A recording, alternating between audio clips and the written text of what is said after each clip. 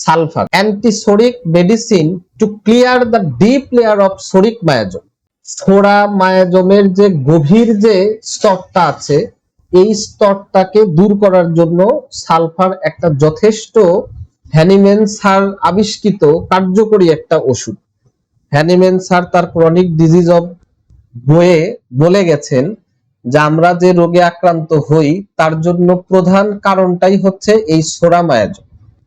এই সোরা মায়াজম না থাকলে আমরা রোগে আক্রান্ত হইতাম না, এবং 16 আনার মধ্যে 14 আনা রোগী আমাদের এই সোরা মায়াজমের কারণে হয়। এমনকি এই সোরা মায়াজম যদি বডিতে না থাকে তাহলে আমাদের সাইকোসিস, সিফিলিস, টিউবারকুলোসিস এগুলো আমাদের বডিতে আসতে পারে না।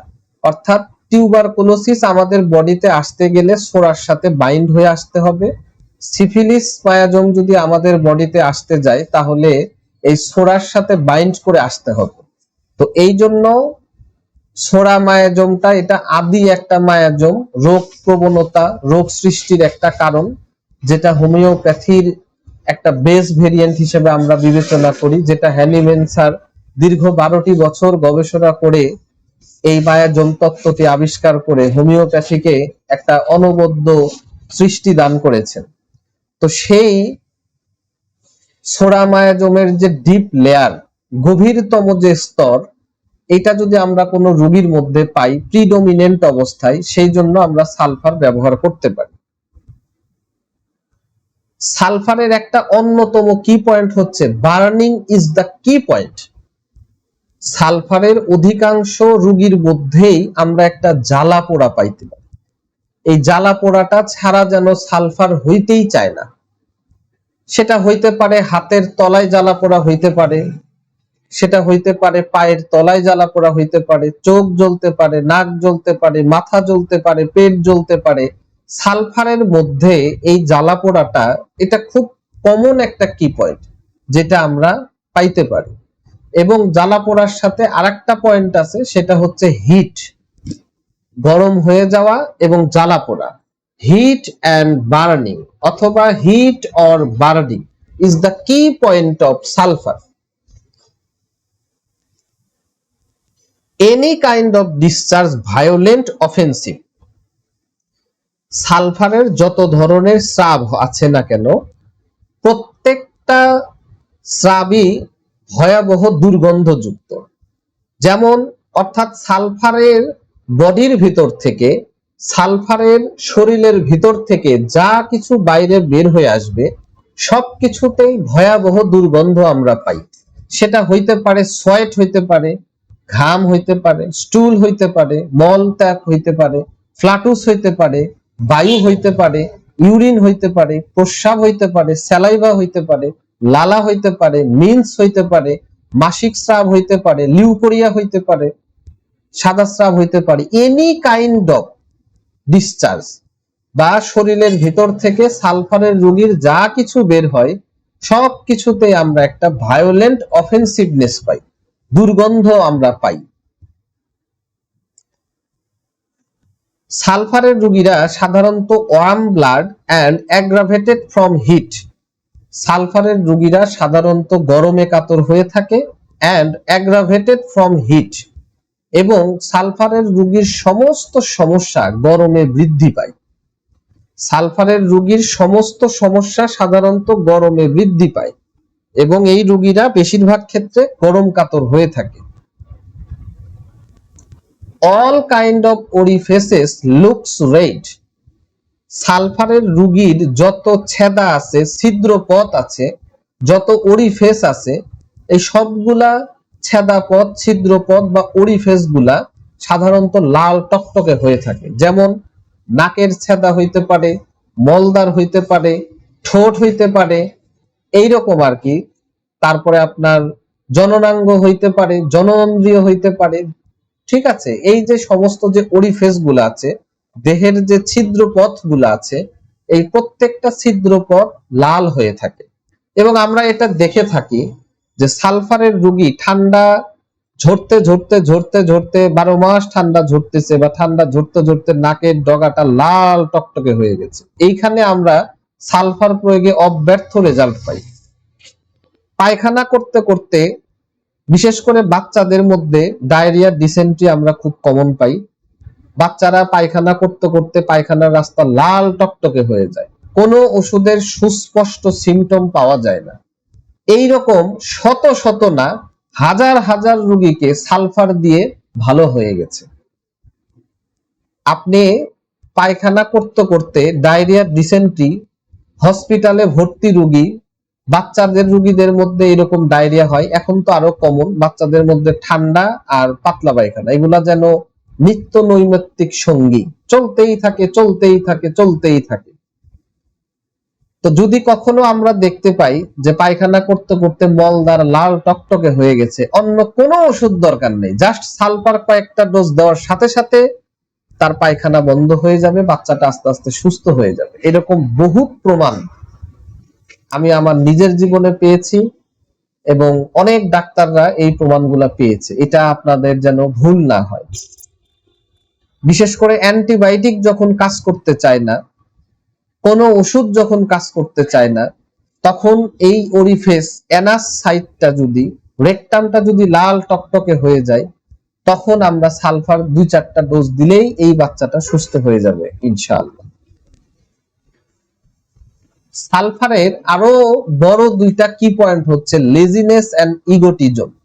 সালফারের বেশিরভাগ রোগীগুলা অলস হয়ে থাকে এবং তাদের ভিতরে আত্মহমিকা গর্ববোধ, দ্যাট ইজ কল্ড ইগোটিজম আমরা পাই। সালফারের বেশিরভাগ রোগীদের মধ্যে অ্যাভার্স বাথিং, গোসলের প্রতি অনিচ্ছা, পরিষ্কারের প্রতি অনিচ্ছা, গোসল এরা ঠিক মতো করতে চায় না, এইটা আমরা aversion to bathing, averse bathing, গোসলের প্রতি অনিচ্ছা, গোসলের প্রতি গড়িমসি, গোসল করতে মন চায় না, এই একটা লক্ষণ আমরা পাব। সালফারের রোগীর মধ্যে মোর টক দেন ওয়ার্ক, কাজের চেয়ে কথা বেশি, কাজ যতটুকু করে তার চাইতে কথা বেশি, কাজ যতটুকু করে তার চাইতে পেঁচাল বেশি, যতটুকু না সে পারে তার চাইতে বকবকানি অনেক বেশি। সালফারের রোগীর মধ্যে desire for sweets and fats, সাধারণত মিষ্টি এবং চর্বি জাতীয় খাবার সালফারের রোগীদের মধ্যে পছন্দের তালিকায় প্রথম থাকে। বিশেষ করে মিষ্টি, এই মিষ্টিটা সালফারের রোগী খুব পছন্দ করে এবং এর সাথে সাথে ফ্যাটস, চর্বি জাতীয় যে জিনিসগুলি আছে এগুলাও খুব পছন্দ করে। সালফারের রোগীরা এনজয় পজিশন অফ অথরিটি, সাধারণত কর্তৃত্বপূর্ণ জায়গার যে পজিশনটা বা সমাজের অনেক উঁচু স্থানের যে পজিশন, যে পজিশনে গেলে তারা কর্তৃত্ব পরায়ণতা পাবে বা তাদের নিচের লোকদেরকে তারা চালনা করতে পারবে, পরিচালিত করতে পারবে, এইরকম অথরিটি টপ পজিশনটা সালফারের রোগী খুব এনজয় করে, সে খুব পছন্দ করে, সে খুব ডিজার্ভ করে এবং সে ওইখানে যাওয়ার জন্য মনে মনে অনেক চিন্তা ভাবনা কলা কৌশল অবলম্বন করে। তো এনজয় পজিশন অফ অথরিটি, অথরিটির যে পজিশনটা আছে, একটা জায়গার টপ পজিশন, একটা জায়গার সর্বোচ্চ পজিশন বা একটা জায়গার পরিচালনার যে পজিশনটা, এইটা সে খুব এনজয় করে, উপলব্ধি করে এবং আনন্দ ভোগ করে। ইন্টালেকচুয়াল ইন্টারেস্ট, সালফারের রোগীদের ভিতরে বুদ্ধিভিত্তিক যে ব্যাপারগুলি থাকে এই জিনিসগুলোর প্রতি তাদের প্রচুর ইন্টারেস্ট থাকে এবং তারা ডিপ থিঙ্কার হয়ে থাকে। সাধারণত তারা খুব গভীর চিন্তাশীল মানুষ হয়ে থাকে, একটা জিনিসের চিন্তা করতে করতে করতে করতে এটা নিয়ে একদম ফুর্তপ্রান্তি করে এটাকে চিন্তা ভাবনা সে করতে পছন্দ করে। ডিপ থিঙ্কার, খুব গভীর চিন্তাশীল। এর আগেও বলা হয়েছে কাজের চাইতে কথা বেশি, কাজের চাইতে চিন্তা বেশি। ইনডিফারেন্ট টু অ্যাপিয়ারেন্স, সাধারণত নিজের বেশভূষা, তার যে পোশাক পরিচ্ছদ, এইটার প্রতি তার খুব উদাসীনতা থাকে। ইনডিফারেন্ট, সে কেমন আছে, তাকে কেমন দেখা যাচ্ছে, অন্যেরা তাকে নিয়ে কি ভাববে, বা তার যে পজিশন, তার যে পোশাক আশাক বেশভূষা, এইটা নিয়ে সে উদাসীন।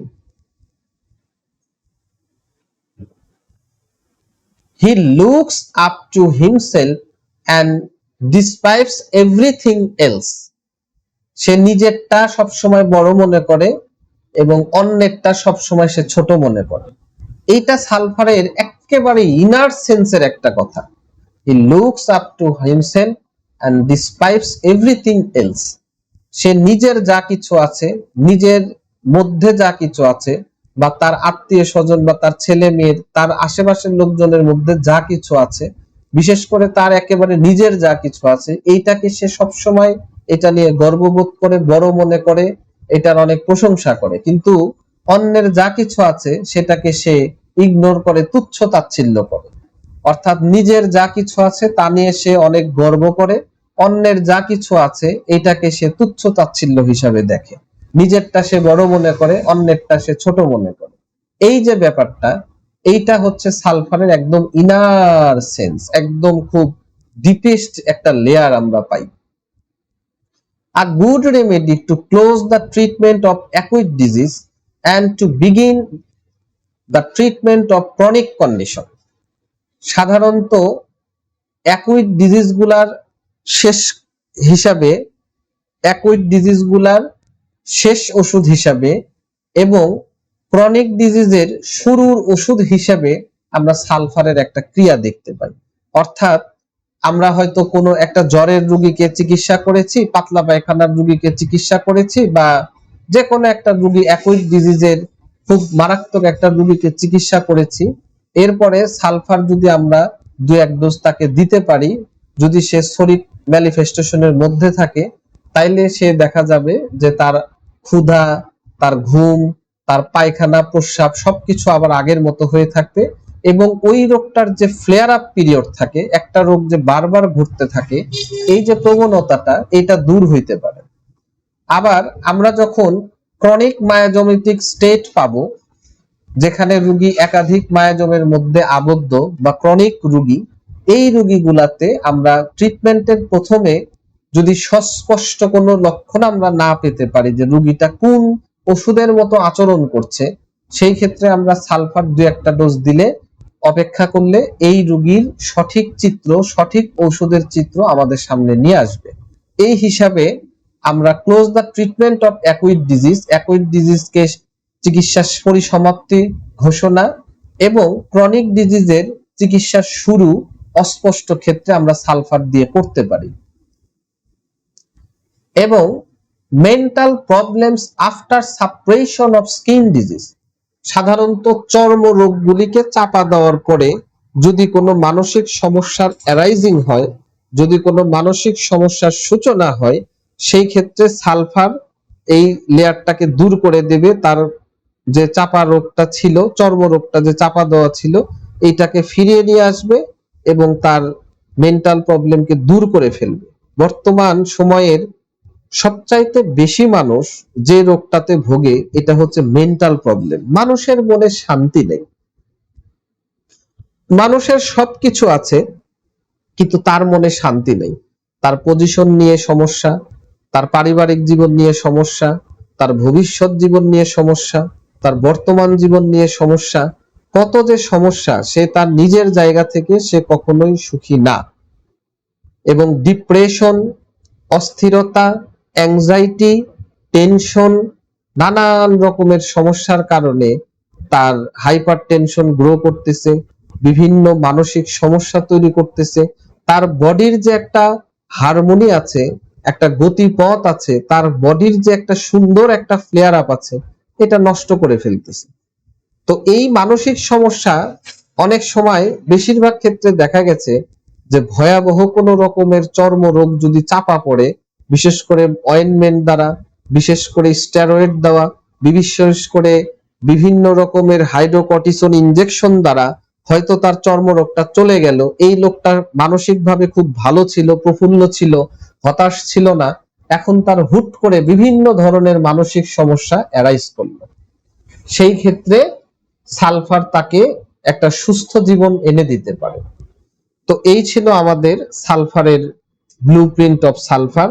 আশা করি এই সালফারের ব্লুপ্রিন্টটা থাকলে আমার মনে হয় যে আপনাদের আর সালফার চিনতে ভুল হওয়ার কথা না, এবং সালফারকে হৃদয়ের অন্তঃস্থল থেকে আপনারা চিনতে পারবেন বলে আমি আশা রাখছি। সবাইকে অনেক অনেক ধন্যবাদ।